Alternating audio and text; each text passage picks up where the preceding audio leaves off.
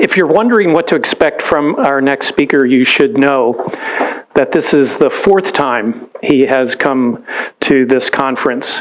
And we are so grateful that Bilahari Kausikan is back with us again.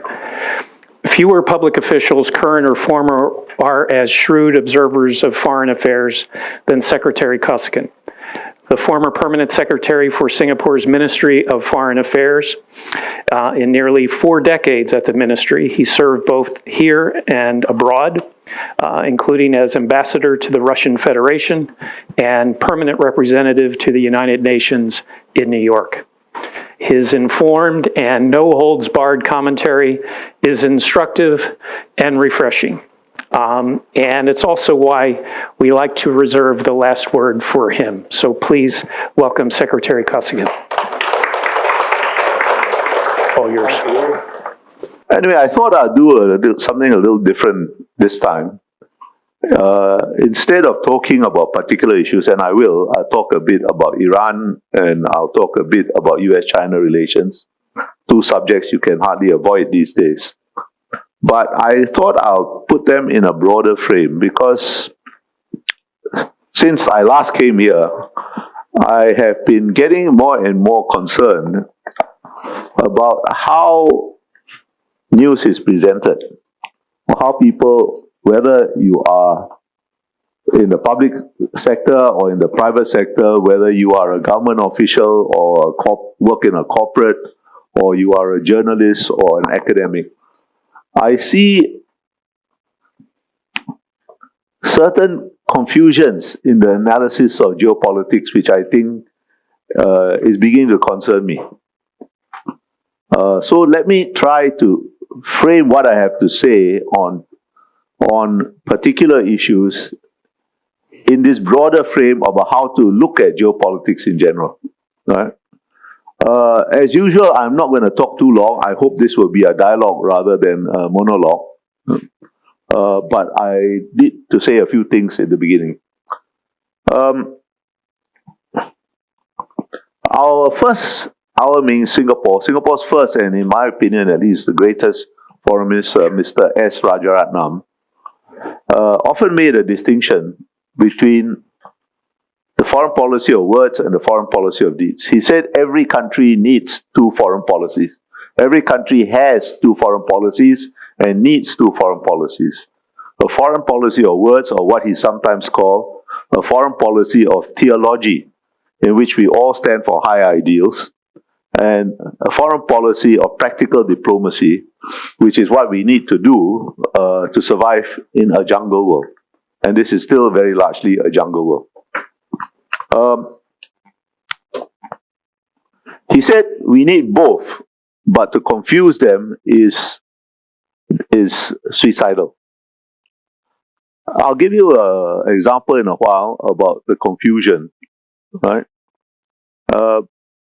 But one of the very important mistakes people make in looking at geopolitics, particularly in times of volatility, is to pay attention to events, particular events, things happen.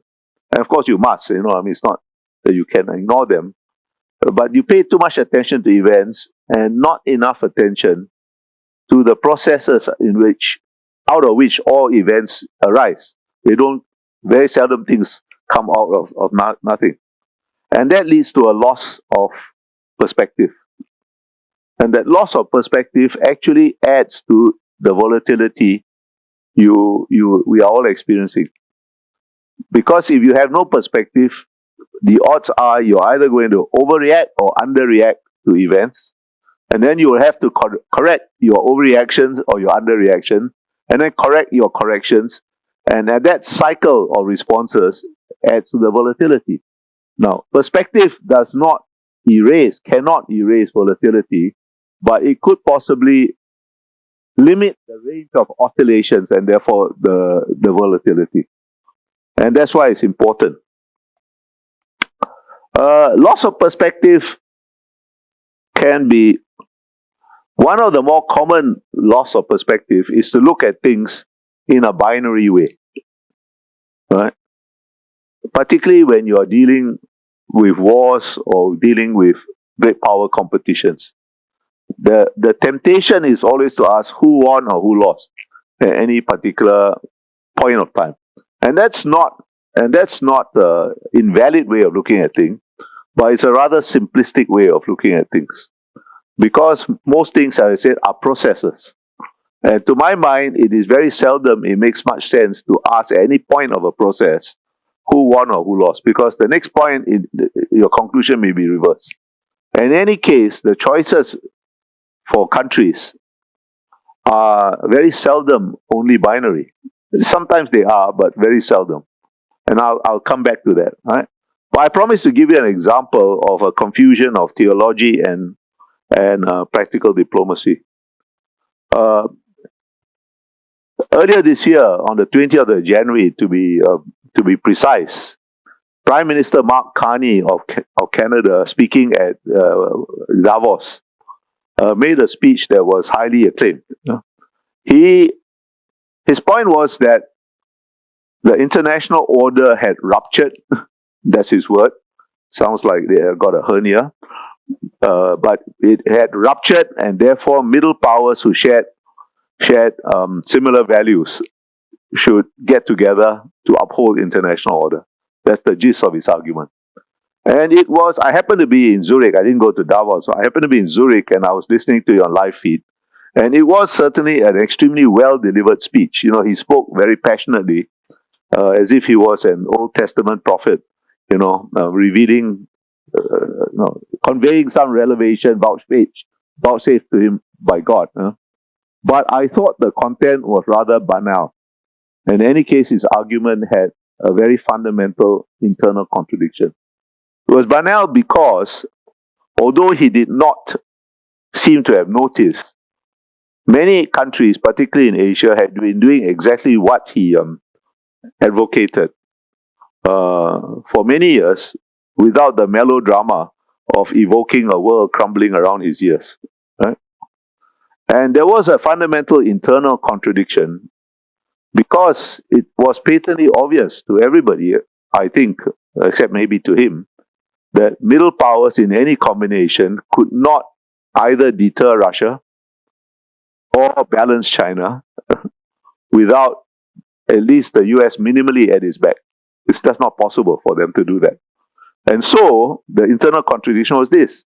If they can't do this, then whatever they could do may be useful, but it could not replace the international order he was lamenting had ruptured. Right?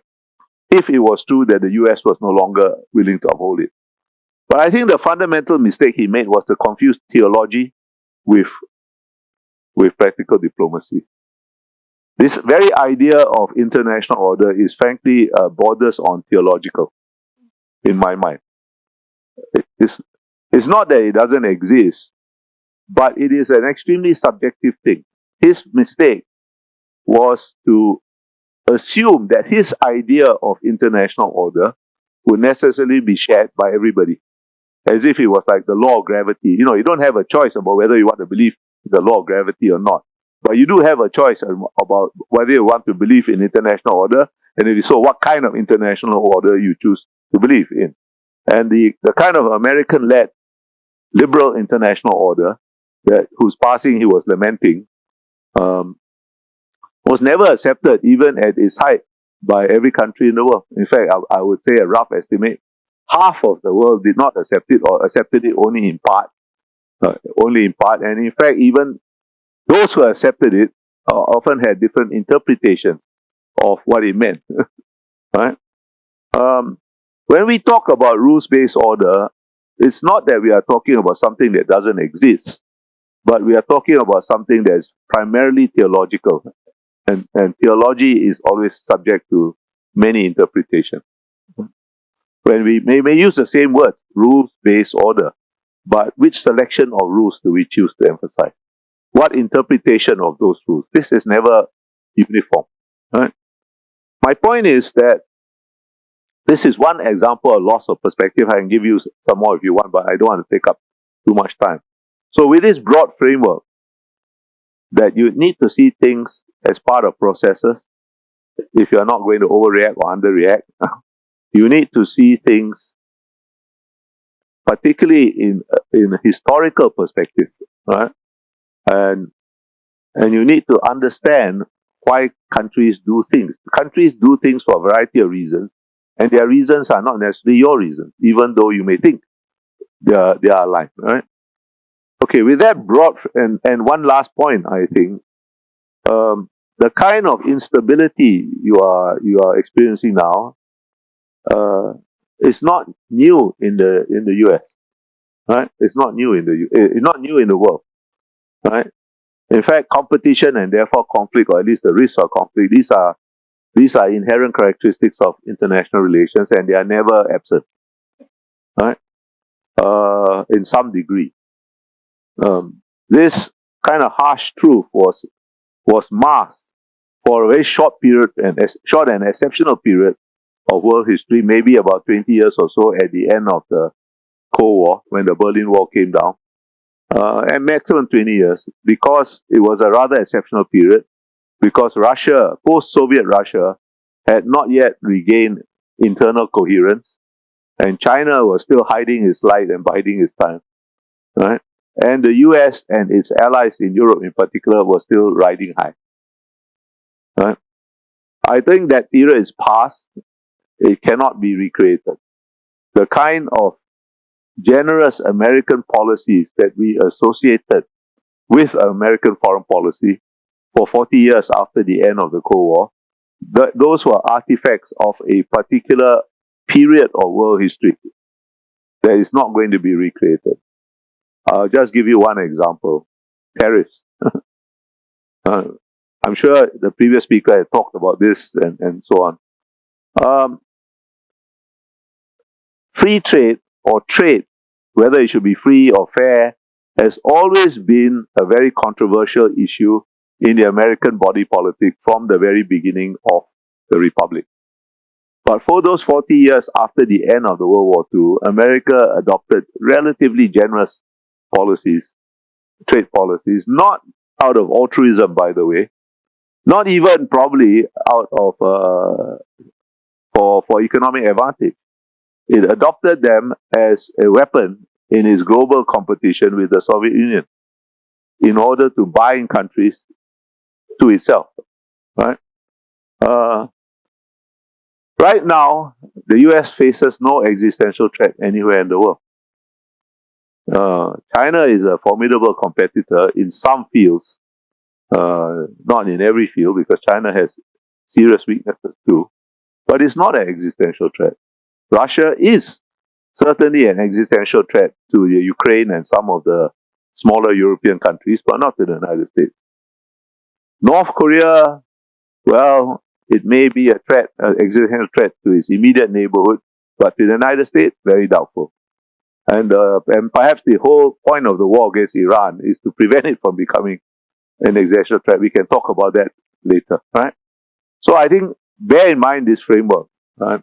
When you look at things, you get a different perspective on in particular events, right? And finally, that competition between states is an inherent characteristic of international relations, and sometimes competition turns into conflict, right? And so if you have a concept of international order, it is a fundamental mistake, a theological mistake, to think of it as something that necessarily must command universal consensus. Much more often than not in history, the only order we knew is defined by competition and efforts to make it less dangerous, right? Now, this is often these very simple points. In fact, you want to call them simplistic. I will not argue with you too much, but I always believe that a good starting point for analysis of anything is Occam's razor. You have heard of this principle of Occam's razor. That means use the simplest explanation possible, at least to start with, and then you can add complexity. Don't start by looking for very complicated explanations and then try to pare them down. Okay, let me talk about, with this framework, let me talk a bit very briefly about US-China relations and the war against Iran. Right? Now, US-China relations is a process. I looked at the coverage of most of the world media, uh, particularly in Europe and in the United States, of the last Trump summit in April, was it May? In May this year, right? And it was quite clear that they looked at it in a binary way. They looked at it as a win-lose situation, and there was a clear inclination to put forward a narrative that Trump lost. And I think that is as much a reflection of distaste for him. And there's a lot to dislike about Mr. Trump, but that doesn't mean that you should not try to be a little balanced in assessing it. I can't remember the exact words, but both the New York Times and Washington Post, for example, basically said Trump was bamboozled. Right? Now, I don't think that was the purpose of the summit. There were some deals reached and so on, but very often, within a week of those deals, both the US and China took actions that showed that the competition is not at their end. And if it's not at their end, then I don't think it makes much sense to try to assess at any particular point of time who won, who lost, because as I said, a week or a month ahead, you are going to have a different judgment, right? So I think it's better to understand it as what I said, that they have both decided that this is a long-term strategic competition, it's not going to end, and therefore let's try to stabilize it for as long as possible. I don't think any deal they have reached is going to last very long, but enjoy it while it occurs. Enjoy it while you can, because it's going to fall apart, and competition is going to go up in a high intensity phase again, and then they will stabilize it again, and this is how it's going to work for the foreseeable future. Now, let me talk about Iran. There again, there's this narrative which I cannot understand, that this was all a waste of time, and the US lost to Iran. Now, this war was never going to end in any neat and conclusive way. I don't think it's over, by the way. Right? It is the end, maybe at best, of one phase of this war, just as the kinetic war, was the beginning of a different phase. The US, or the West generally, and Iran, and certainly Israel and Iran, have been in a shadow war since the early 2000s, for 20 years, before this phase started. Right? It moved from a shadow phase to a overt kinetic phase. You'll probably go back to a shadow phase with kinetic episodes, and so on. But there will be sooner or later another war. But it is patently absurd to my mind to say that it was all a waste of time and nothing has changed. A lot has changed. First of all, the Iranian economy wasn't in great shape. It was teetering on the brink of collapse before the war, and the war certainly hasn't improved it. Right? So that kind of fragility is something that nobody should ignore, and the Iranian regime is certainly not ignoring it. They know that their rule is brittle, because the minute the ceasefire was announced, they started executions in a big way again to try to stabilize the internal situation. Because I don't think they are going to be able to do very much in the immediate future or for the foreseeable future to improve the Iranian economy. Right? And that is the base. Right? So that's one thing that has changed. Second thing that has changed, I think, is the mistrust of the Gulf states for Iran has been reinforced. Of course, they will try to stabilize their relations with Iran and so on. It's not that they're going to shun Iran, but I never thought I would live long enough to see Saudi Arabia and UAE at least joining in kinetic attacks against Iran. Right? But they did, and that's and Iran attacking them too. So that has reinforced the distrust that's always been there. It's probably made it deeper. And it's also reinforced a certain simple lesson. Where is the effective balance to Iran? There's only two countries, the US and Israel. Uh, and that means, and I think the Gulf states will share my view that this is just one end of one phase. It's not the end of the war. There will be another big war over Iran sooner or later, maybe in 5, 10, 15, 20 years, but it will happen. Right? Thirdly, I think another thing that has changed is both sides made serious mistakes. On the American-Israeli side, the serious mistake is shifting goals. At various times, they have said regime change, Iran's nuclear weapons, keeping the Straits of Hormuz, just to maintain three. There are sub things of three. And this shifting goalposts was a big strategic mistake because it gives you no way of assessing for yourself how successful you have been. You know, and actually they have been fairly successful. This is not the same Iran as it was before, right? And it's not necessarily a stronger Iran. In fact, it is a weaker Iran.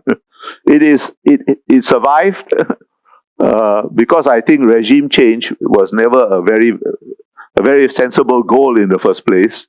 And even if you are out for regime change, please don't say that my goal is regime change, because it just stiffens the resistance of the other side. Right? If you really want to change a regime, just go ahead and try, and don't announce it as a goal. But the Iranian side, I think, the big strategic mistake is to close the Strait of Hormuz. Right? That has basically united almost the whole world against you.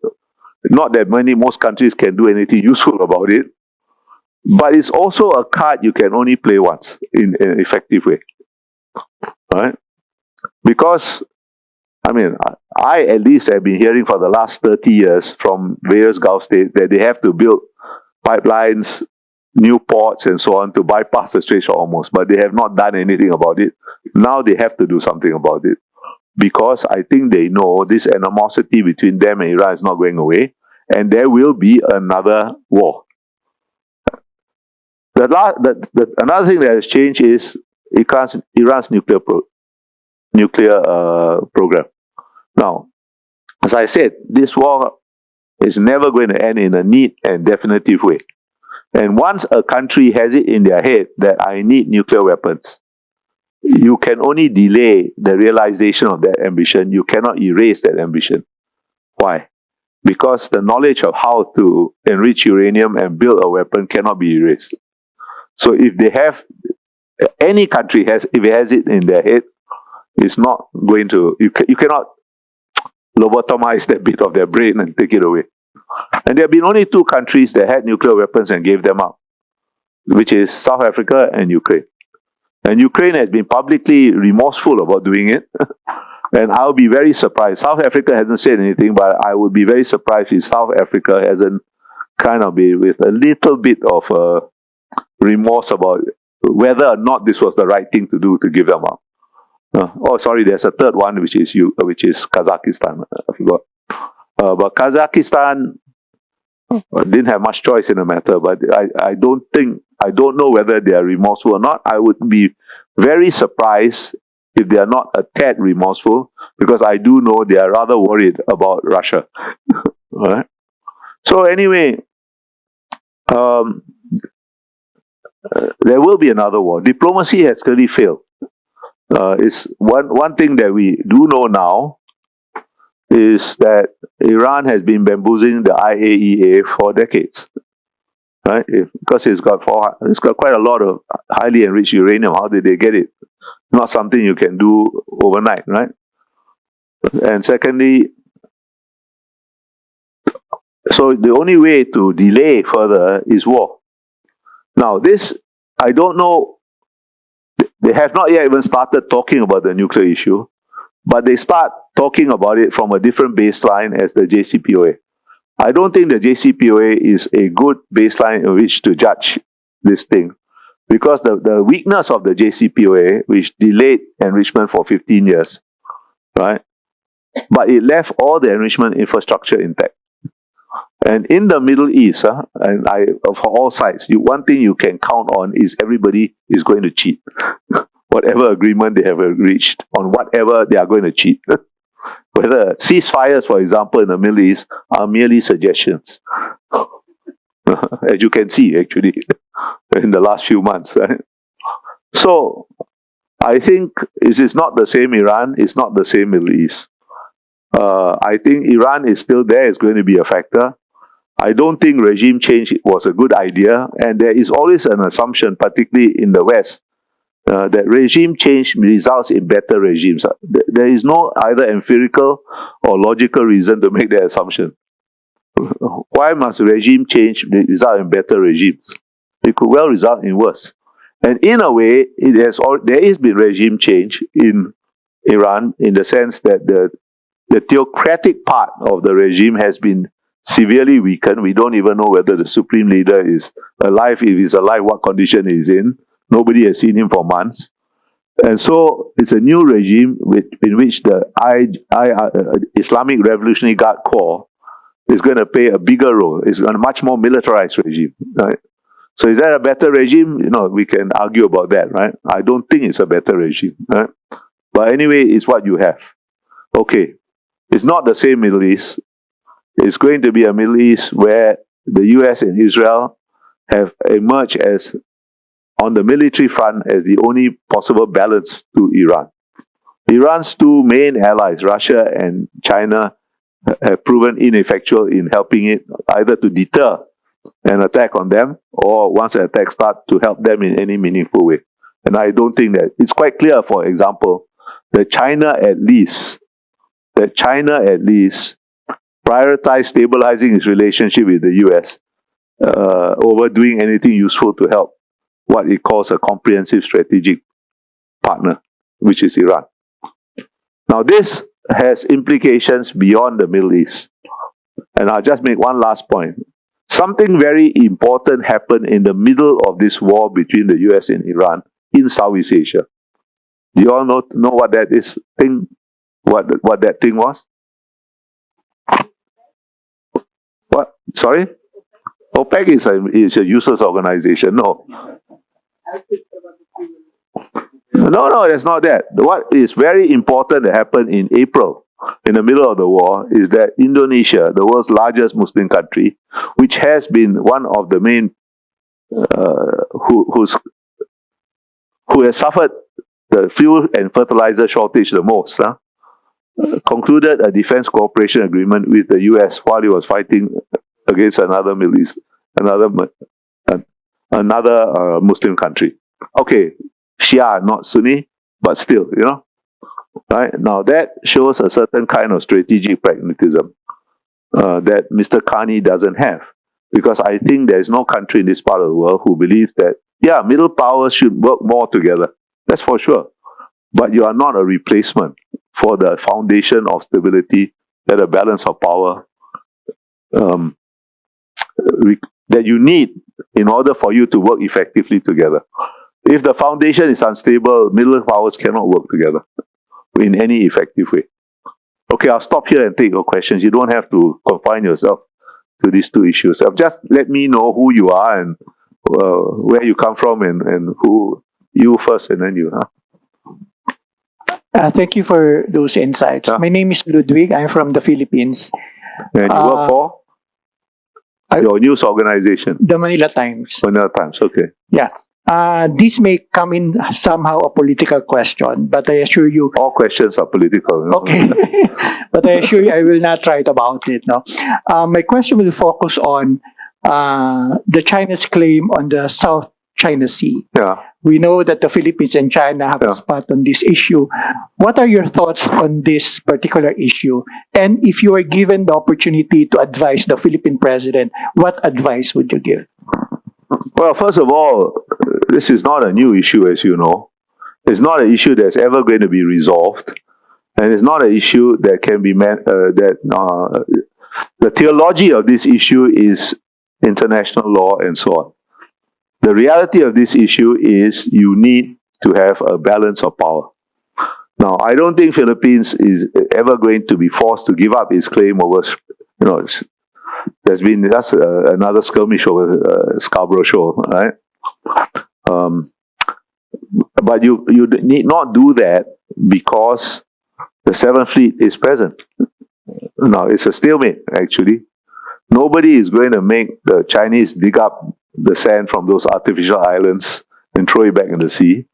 But neither can the Chinese force any claimant state to give up its claims or stop the US and its friends and allies operating in, through, under, over the South China Sea.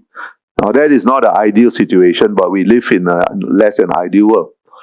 Now, the big mistake that the Philippines did, I was still in the foreign ministry when you brought China to the arbitral tribunal. And I asked my counterpart, I was what I guess you would call, I was a permanent secretary, I don't know what you call it, I think permanent secretary to a vice minister in Philippines. Secretary, right? So I asked my counterpart, okay, very good, you're doing this, you're doing us all a favor. There are some legal issues that need to be clarified, but what's the next step? Then he looked at me, next step, there must be a next step. I don't think it was thought through by the Philippines. I don't think it was the wrong thing to do, but I think it was wrong not to think about the next step and the step after that. And it was certainly wrong to do it when you had no Navy or Air Force worth talking about. Right? And you still don't have very much of it. It's better now, but it's still not good enough. The Philippines Navy and Air Force is, I set aside Timor-Leste and Laos and things like that, and Cambodia is probably the weakest in Southeast Asia of the thing, right? Now you look at how China has treated the Philippines and how China has treated Vietnam. Vietnam has been doing nasty things too in the Paracels. You know, it's been reclaiming land on atolls that have been disputed. It's been doing all kinds of things, but China has not treated Vietnam the same way as it treated the Philippines. Why? Because Vietnam has a navy and an air force which is not as big as China, but it's something that China cannot disregard. Whereas China can disregard the Philippine Air Force and Navy, and has done so. Now, you are now engaged belatedly in building up. So that's my advice. You better build up your military capability, otherwise you're never going to be able to deal with this in any way that is so asymmetrical that you're going to get pushed around. It's not that there is a military solution to this problem. There is no solution to these competing claims. But you can keep it alive. There are two conditions. One, you need the US around and its friends, allies like Japan and so on. And two, if you are a claimant state, you better have the means to make other claimant states at least think twice. Okay. No, you had a question? Yeah. It's off. Yeah, on. It's off. Yeah, before this war, Who are you? sorry. My name is Jitendra. I work with the New Indian Express newspaper, New Delhi. Which express? Yeah, it's okay. Yeah. New Indian Express newspaper. Okay. Yeah. So before this war, the Strait Hormuz was opened. Yeah. And after this war, the Strait of Hormuz is complete and control of the Iran. Yeah. And this is a major outcome of this war. For now, yeah. Yeah, one of the major outcome, it is going to leverage Iran for many, many years. We don't know how much. So my question is that closure of Hormuz is an Asian problem, not the world problem, because the Asian economic giants are getting their major source of energy from this route. So my question is that how this world is going to deal with this issue, or how this Asian economy is going to deal with this issue, because it is going to stay here. Iran is going to stay here in the Strait of Hormuz. So enlighten us that how gonna Asian countries. I don't know whether I can enlighten you, but I can give you an opinion. Right? First of all, I said this is a card that can be played effectively only once. The Gulf states are going to build infrastructure to bypass the Strait of Hormuz. UAE, they've had these plans for at least 30 years that I know. But UAE is accelerated its plans for a pipeline. There will be other plans.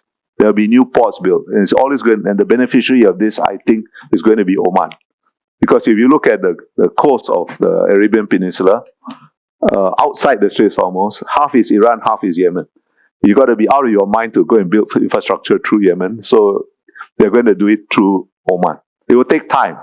It's not going to be done overnight, right?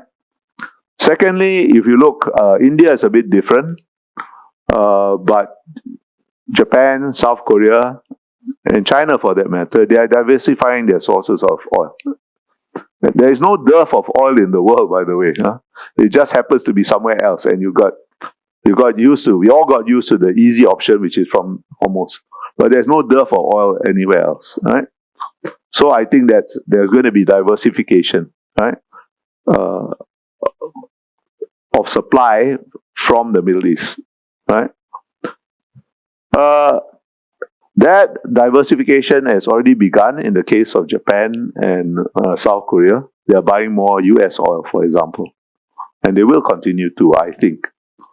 China is going diversifying in all directions, right?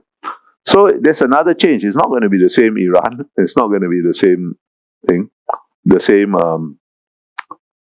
importance, because we have all seen the vulnerability, and having seen the vulnerability, we're rather stupid to carry on exposing yourself to the same vulnerability without trying to mitigate it. And I think countries will try to mitigate it. And the oil producers in the Gulf, apart from Iran, are going to build new infrastructure to bypass the Strait of Hormuz. It's already begun, and I think it will accelerate probably, and the beneficiary will be Oman. Yes, ma'am. Okay. 2 ma'ams, okay. 3, all right. All right, 1, 2, 3, okay? 4, slow, I cannot count more than 4. Okay, 1, 2, 3, 4, all right? All right. Hello, sir. My name is Fatima Nazish, and I work for Deutsche Welle. What? Deutsche Welle, DW. Oh, okay. Yeah. So my question is in context of the US-Iran war impact on Pakistan. Like we have seen that Pakistan is just become the peace talk leader in the world. But at the other hand, the picture is totally changed. After Iran-US war, like we face so many ban and kind of the hike of prices, inflation, the fuel prices gone almost double. And Qatar suspend the visa on arrival of for the Pakistani passport. At the other hand, we have seen the violent attacks on the US consulate in the Karachi, and then in the result, the Pakistan US consulate shut down. So, but we see that the US praise Pakistan a lot. The other country says, "Oh, Pakistan has become like this and that." But the public of Pakistan is facing a massive trouble condition after COVID. We have seen another partial lockdown in Pakistan because of US-Iran war. So what's your thoughts on this? Where Pakistan stand in the next 5 years in the future? Okay, I'll be very blunt, right? Pakistan was very agile and very successful in taking advantage of a diplomatic opportunity. And that has gone some way to rehabilitate Pakistan diplomatically in the eyes of the US anyway. But wait. Yeah, but that doesn't feed the Pakistani people. Pakistan is a state that is teetering on the brink of failure. Right? Okay, it has been for some time. It hasn't quite fallen over, for which we all should be grateful. But the diplomatic success doesn't change that fundamental reality. And I don't think the US is going to lift whatever restrictions in totality it has on Pakistan, because the fact is Pakistan is a hotbed of all kinds of strange groups that are not necessarily working for US interests. Pakistani military was very agile and very successful. That, we have to give them credit. But that diplomatic success don't feed people. That's the hard reality. Pakistan's problems are not diplomatic. Pakistan's problems are much more fundamental within Pakistan, right? Mismanagement of the economy, letting various jihadist movements get out of hand, right? And if you don't fix those problems, you're always going to be teetering on the brink of state failure. And everybody is worried about it because you happen to have nuclear weapons. If you had no nuclear weapons, nobody would care. Okay. I know. I'm going this way. 1, 2, 3, and then 4. Okay. Good morning. I'm Cecilia. I'm from NHK Jakarta Bureau. My question is: Indonesia is one of its non-bloc country. In this situation, in this geopolitical situation, how to find the middle ground on this non-bloc non-alignment, and particularly under the new president, under President Prabowo Subianto, because we know that President just joined Board of Peace and then made an agreement with Secretary of War in the U.S. and even didn't come to ASEAN-Russia summit this month. So, yeah, how to find a middle ground on this, and how do you see the ASEAN centrality is still relevant in this situation? Okay. And yeah, because you mentioned that let's say middle countries, they should have a strong foundation to make an influence. Okay. Thank you. Those are good questions. Look, I think it is first of all to think of one middle ground. There are many middle grounds. There are many. When we say, and Indonesia says, Singapore says, every damn ASEAN country says, we do not wish to choose, right? What do we mean? We don't mean that you are going to be neutral, because you cannot be neutral vis-a-vis your own interests, of course, right? Right? We do not mean we are going to be equidistant, because what does that mean anyway? I don't know. What we mean is, and Indonesia does it pretty well, we are going to follow our own interests in which direction they take us. Some of our interests will take us in a direction that seems to be aligned with the West. Certainly in Singapore's case, we chose, in defense and security matters, we have chosen in that direction long ago. Indonesia, for the last 10, 15 years, is drifting in that direction because there's a simple reason. Can you balance China by yourself? The answer is no, right? So there's no choice. That's why you have this defense cooperation agreement, right? And I think that's strategic pragmatism. That doesn't mean that you have to align your interests in the same direction, let's say where economics is concerned. It doesn't mean that you should shun Iran or shun China or shun Russia. So I think Indonesia knows how to play this game quite well. And this president, okay, this president has got other liabilities that we know, right? Still free, but more active. Very active, but you know how free we can discuss. Tentu aktif lah, bebas saya tak tahu. Okay. Okay. All right. Now, ASEAN centrality, look, this is theology, right? We are not going to be central just by saying over and over again, I am central, I am central, I am central. Nor are we going to be central because our partners are polite enough to say you are central. They don't really think so. And the fact is, the strategic center of gravity in East Asia is always been the Northeast, not in the Southeast, right? So it's okay, it doesn't do any harm as long as we don't believe it. If we don't complain, we don't confuse the theology with the reality, then we'll be all right. And I don't think Indonesia does it, makes that confusion. Not all Indonesians, some do, I know. I don't think Singapore does. I don't think several ASEAN countries do. So I think we will be all right. The vulnerability of Indonesia, again, not as drastic as Pakistan, is internal. The economy. You know better than me. People are suffering, right? And I don't think you will be downgraded to frontier status from emerging market. But I hope not anyway, because that would be quite disastrous. I don't think so, but I can't rule it out. And the very fact that people are talking about it shows that there have been too many policy changes in Indonesia in too short a time without much explanation of why you do this or why you do that. Now, President Prabowo is, I think, part of the traditional Indonesian foreign security defense policy elite. So this he knows how to do pretty well. The other one, okay, we'll see. All right. Wait. And then her. Thank you. And then you. Thank you very much for sharing time with us today. Yeah. My name is Asil. I'm from Kyrgyzstan. It's in Central Asia. I represent Central Asia today. Yeah. Okay. And I'm head of and founder of Chikit Media. It's a local small media outlet in Kyrgyzstan. We share information in Kyrgyz language. I would like to you said ask Kyrgyzstan, right? Kyrgyzstan. Okay, I know. Yeah, Bishkek. Kazakhstan. Yeah, Bishkek. Yeah, I've been there. Yeah, you're right. So this is a local small media outlet, the youngest, one of the youngest, and I would like you to ask you about Russian-Ukrainian war, because it has very big negative impact to Central Asia. And according to your forecast, when might Russia's position weaken under the impact of international sanctions, and when, in your opinion, could be Russia-Ukrainian war come to the end?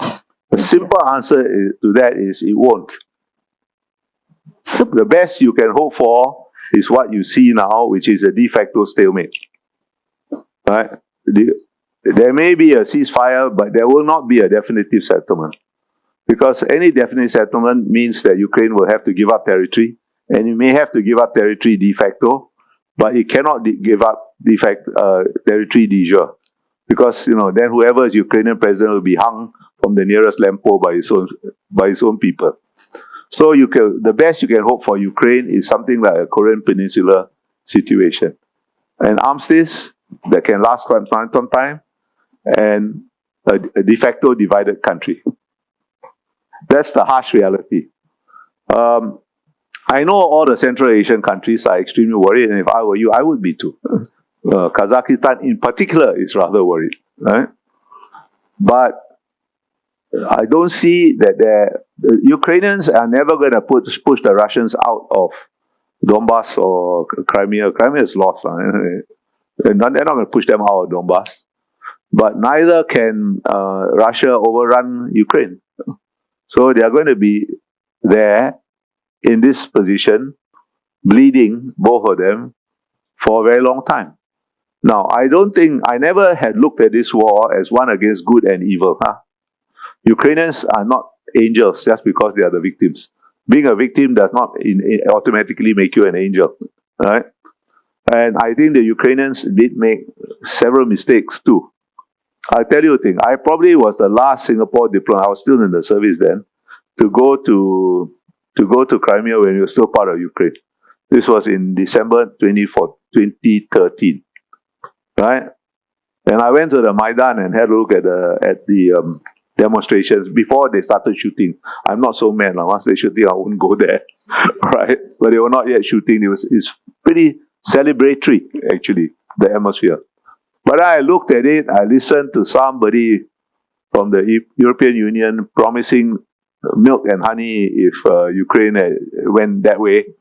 And I said to myself, and I told the Ukrainian Foreign Service officer that was following me, well, I'll tell you why, that this reminds me of Hungary in 1956.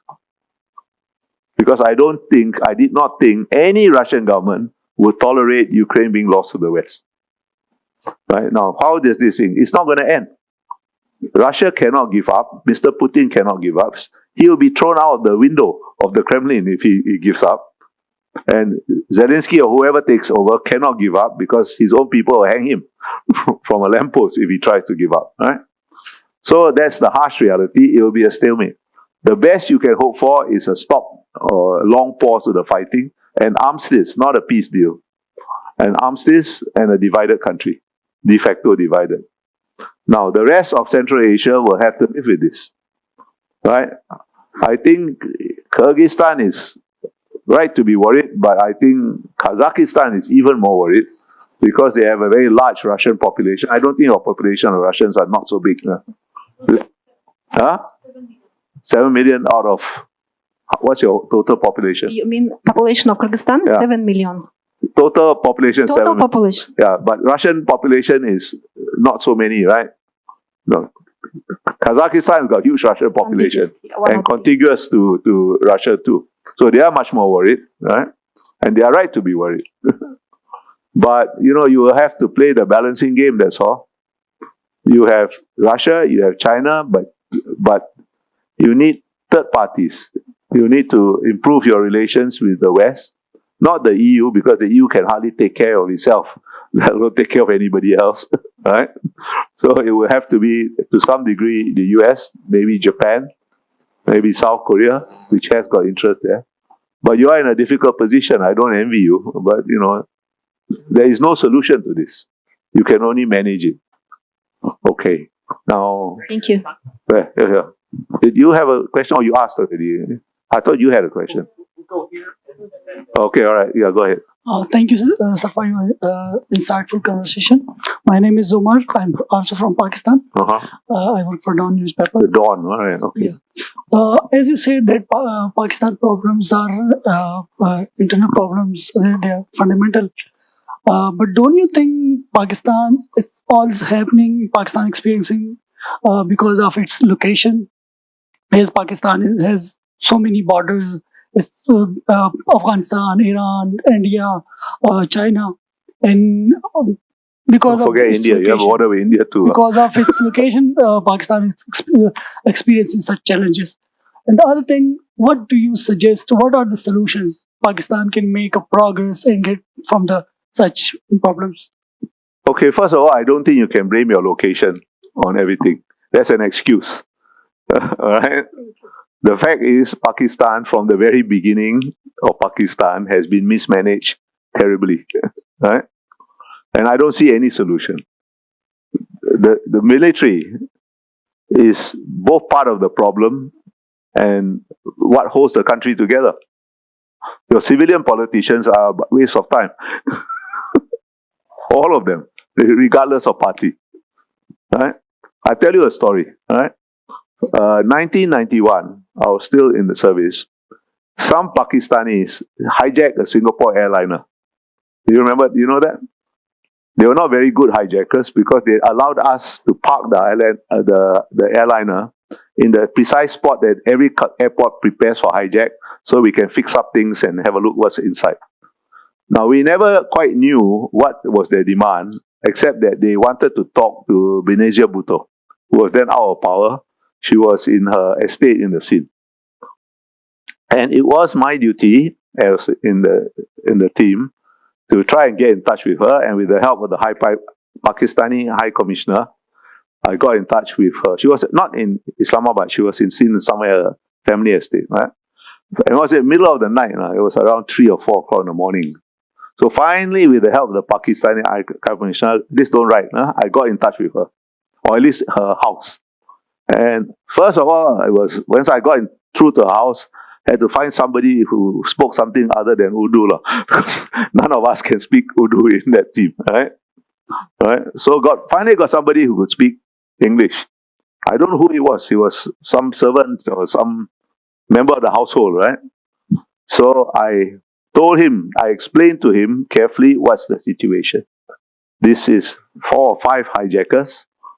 We're not sure what they want, but they want to speak to Madam Benazir Bhutto, and they have told us if they can speak to her, they will surrender. If they cannot speak to her, they will start killing the passengers. So I explained this to the person 3 times. And he said, "Ma'am is sleeping, cannot be disturbed," and put down the phone.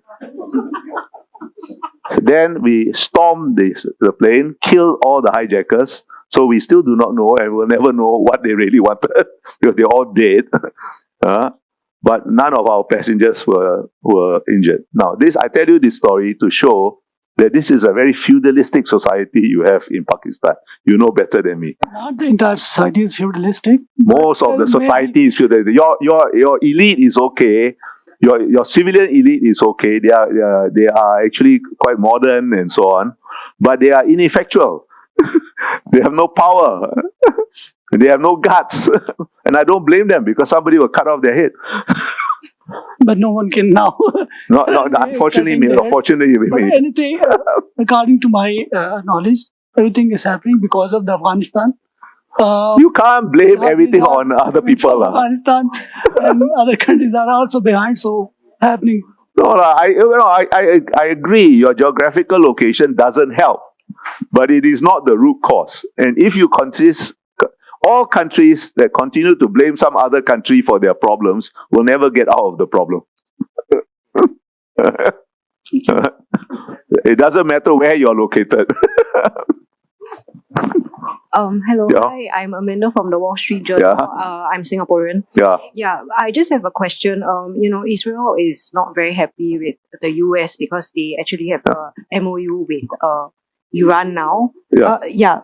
Oh, okay. Hi. Should I repeat my question? Yeah, please. Oh, yes. Hi. I heard it, but they didn't. Okay. So Israel don't seem very happy with the US because they That's an understatement. Yeah, they settle on an MOU with Iran. Yeah. And how do you actually think that this will there be any impact on the relations between US and Israel, and how will US actually balance its commitment of security with Israel? First of all, I told my Israeli friends, don't get so upset because this MOU is not going to last. Right? Anyway, it's falling apart even as we speak. Because have you read the MOU? I mean, Wall Street Journal published an annotated version. It's quite interesting. But when you look at the language, it's so vague. Both sides can claim anything, and therefore they will. So I said, in the Middle East, everybody's going to cheat, and and MOUs, even treaties, are just suggestions, right? So I don't think the US and Israel, whether they may not love each other, they don't always love each other. They have quarreled before, but they are stuck with each other. The Israelis need the US at their back in order to. They are militarily powerful and they have their own capabilities, but they need the US at their back. And the US needs Israel because it's the only kind of reliable partner or ally they have in the Middle East. Look, the Middle East consists of mainly failed or failing states. Failed or failing states: Lebanon, Syria, Libya, Iraq. Fragile states, shall we say. Egypt, Jordan, the Maghreb countries, these are fragile states. The promising states, but it's still early, is the Gulf states, minus Yemen. We must hope that they succeed. The only successful states are fragile states and failing states. You can throw in Iran into that thing because it's a rather fragile condition. So the only successful states that can be considered successful in the whole of Middle East are Israel and Turkey. So the US is not going to abandon them, although both are difficult allies for the US, and both also find the US difficult, but they're all stuck together.